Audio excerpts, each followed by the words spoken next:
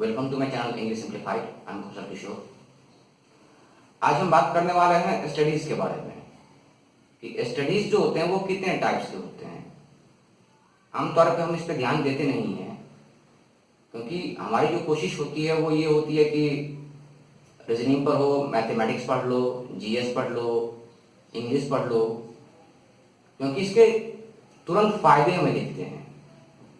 हमें बैंक में पीओ बनना होता है, इनकम टैक्स कमिश्नर बनना होता है, आईएएस ऑफिसर बनना होता है, तो हम आमतौर पे यही काम करते हैं जिससे हमें तुरंत फायदा हो रहा हो। वो काम जिससे हमें तुरंत फायदा ना हो हम वो करते ही नहीं है।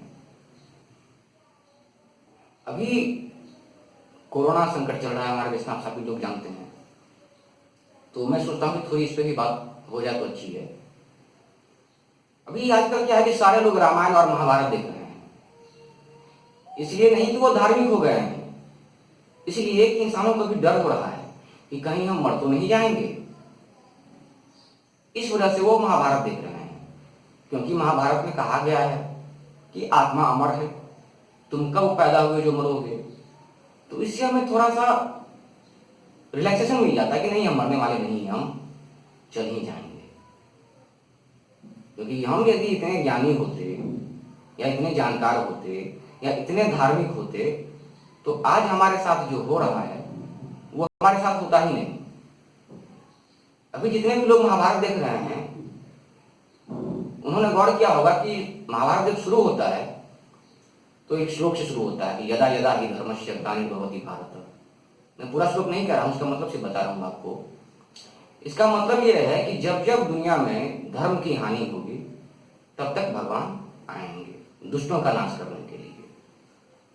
अब आप जरा बड़े ध्यान से देखिए कि इस पूरे दुनिया को यदि भगवान ने बनाया है तो भगवान ने ही जीव जंतु को भी बनाया है, पशु पक्षी को बनाया, पेड़ पौधे को बनाया, इंसानों को भी बनाया।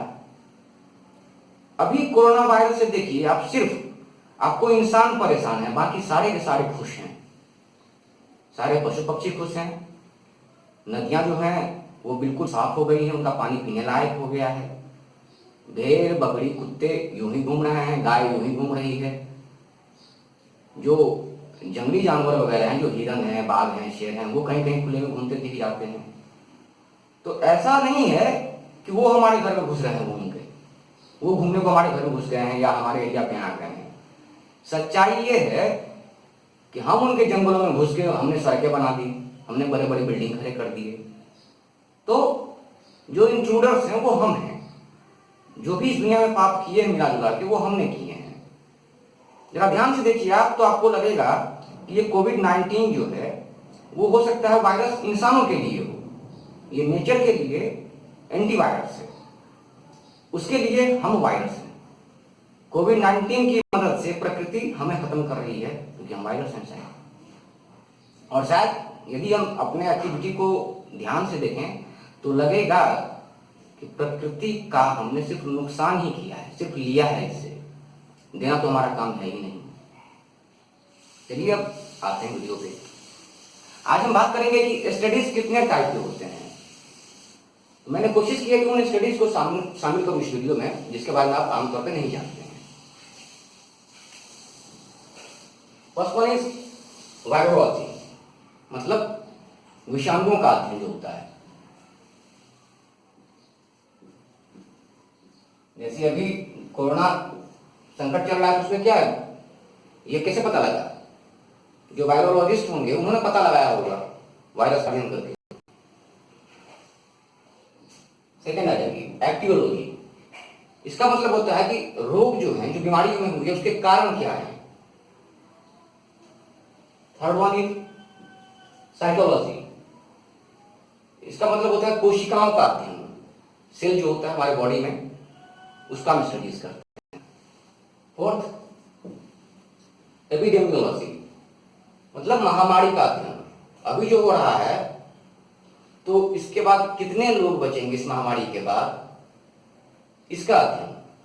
बहुत सारी महामारियां हमारी दुनिया में आती रहती है, तो इसकी भी स्टडीज होती है जो आमतौर पर हम जानते नहीं है। फिफ्थ एनिमोलॉजी, मतलब वायु का अध्ययन। अभी देखिए आप, तो पूरा जो हवा है वो साफ है। हमने प्रकृति के साथ कितना अन्याय किया है, कभी बैठ के सोचिएगा तो शर्म आ जाएगी आपको अपने ऊपर। 6, कार्डियोलॉजी मतलब हृदय का अध्ययन। 7, डेंड्रोलॉजी मतलब पेड़ों का अध्ययन जो होता है। 8, इकोलॉजी पर्यावरण का अध्ययन। इसका मतलब होता है कि हमारे पर्यावरण में जितने भी कुछ हैं, चाहे वो एयर हो या रिवर हो या प्लांट्स, इन सब का जो इंटरनल रिलेशन है उसकी स्टडी।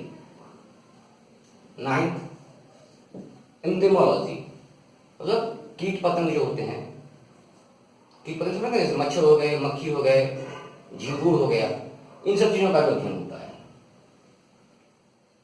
10, गायनेकोलॉजी जो मतलब औरतों की बीमारी होती है उसका अध्ययन। इसके जो डॉक्टर होते हैं उसको बोलते हैं गायनेकोलॉजिस्ट। 11, ऑर्निथोलॉजी मतलब पक्षियों का अध्ययन। जैसे अभी तक ये बातें चल रही है कि कोरोना वायरस जो है उसके पीछे बैट का हाथ था, चमगादड़ का हाथ था। हो सकता है वो किसी ऑर्निथोलॉजिस्ट ने सजेस्ट किया होगा कि ये बातें हो सकती है। नेक्स्ट आ जाइए, 12 इज हेमेटोलॉजी मतलब रक्त का अध्ययन। 13, हाइड्रोलॉजी जल का अध्ययन, पानी का अध्ययन। अभी नदी, जितनी भी नदियां हैं हमारे देश में, खासकर गंगा को लीजिए आप, तो उसका पानी जो है वो पोर्टेबल हो गया है, पीने के लायक है वो पानी, जो कि पहले नहीं था। दिल्ली को ले लीजिए, यमुना नदी, उसका जो उसके वाटर में जो ऑक्सीजन का लेवल है वो 30% बढ़ चुका है। क्यों? क्योंकि हम इस नदी को, नदी कम, इसको हम नाले में कन्वर्ट कर चुके हैं। बड़े ध्यान से आप देखेंगे, दिल्ली को एनालाइज करेंगे, यहाँ पे मैं रहता हूं, तो आपको लगेगा कि नद का जीता जागता उदाहरण यदि कोई हो सकता है तो वो दिल्ली है। 14, ओडोंटोलॉजी दांतों का अध्ययन। आमतौर पर क्या होता है कि हम डॉक्टर का मतलब समझते हैं कि सिर्फ डॉक्टर है। अब यदि मान लीजिए हमें दांतों के डॉक्टर के पास जाना है तो हम कहाँ जाएंगे? ओडोंटोलॉजिस्ट के पास। 15, ऑन्कोलॉजी मतलब ग्रंथियों का, मतलब ग्लैंड्स जो हमारे होते हैं बॉडी में, उसका स्टडीज जो होता है। 16, ऑप्थेल्मोलॉजी आंखों का अध्ययन, जैसे ये खराब आंखें या जो भी है। 16, ऑस्टियोलॉजी मतलब हड्डी का अध्ययन। 18, पैथोलॉजी मतलब कोई भी जो बीमारी है उसके रीजंस क्या थे, उसका जो स्टडी होता है। 19, फिजियोलॉजी मतलब हमारे जो फिजिकल स्ट्रक्चर है बॉडी के, उसका जो स्टडीज होता है। 20, पोटेमोलॉजी नदियों का अध्ययन, कि जैसे कहा जाता है कि सरस्वती नदी जो है वो विलुप्त हो चुकी है, या सरस्वती नदी पहले हुआ करती थी। तो जिस किसी ने भी इन बातों को सजेस्ट किया होगा वो पोटेमोलॉजिस्ट होंगे, उन्होंने कहा होगा इस तरह की बातें हो सकती हैं।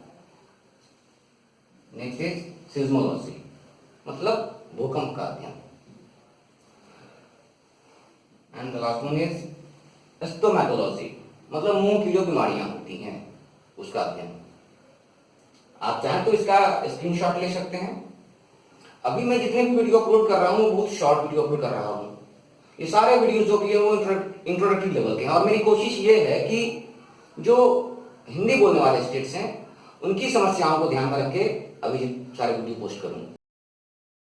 मैं कोशिश करूंगा कि शुरू में कुछ जो वीडियोस हैं वो स्पोकन इंग्लिश के जो मिस बोलना चाहते हैं उनके लिए अपलोड करूंगा कुछ दिनों के बाद, और फिर जो कॉम्पिटिटिव स्टूडेंट्स हैं जो कंपटीशन वगैरह की तैयारी कर रहे हैं उनके लिए भी वीडियो अपलोड किए जाएंगे। तो आप मेरे चैनल को सब्सक्राइब कर लीजिए, यदि वीडियो पसंद आ रहा हो तो आप इसको शेयर कर दीजिए। मिलते हैं आपसे नेक्स्ट वीडियो में।